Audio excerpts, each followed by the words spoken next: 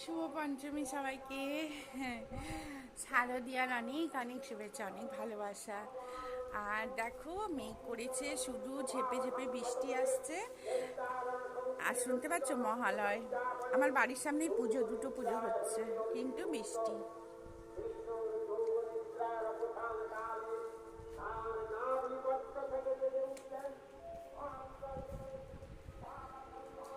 এখনো আমার কোনো কাজ হয়নি, আজকে দেরি করে উঠেছি। বিছানার চাদর কি করব, ঝাড়বো, ঝেড়ে কালকে নতুন চাদর পাতবো, আজকে কিন্তু নতুন চাদর একদমই পাতবো না।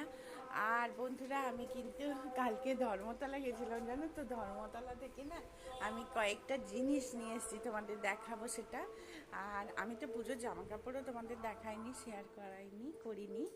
আর এই ঘরটার অবস্থা দেখো, দুই মেয়ে কলকাতাতেই আছে, ওরা কালকে গাড়ি যাবে আনতে। দেখো, তাও তো একটু চাদরটা পাতা, না হলে যা অবস্থা করা ছিল। এই ঘরটা গুছাবো, প্রথমে, তারপরে প্রচুর কাজ আজকে, জানো তো?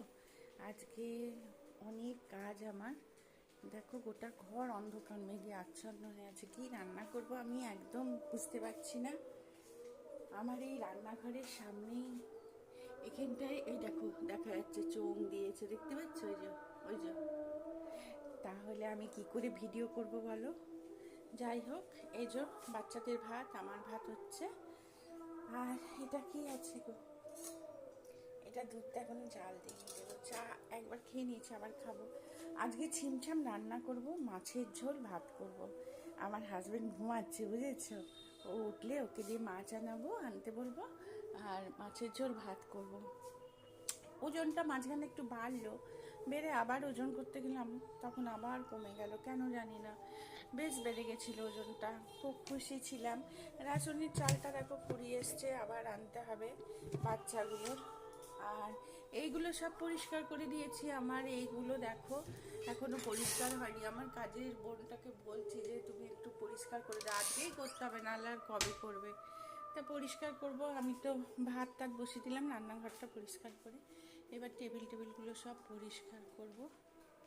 আর টিভিটা তো, হ্যাঁ, আমি কিনতে বারণ করছি, কেন জানো? এই দেখো আমার আর একটা টিভি আছে, দেখো কত বড় এটা, পুরো মানে এত বড় টিভি যে তোমরা চিন্তা করতে পারবে না, প্রচুর বড়। এইটুকু ঘরে এত বড় টিভিটা মানায় বলো?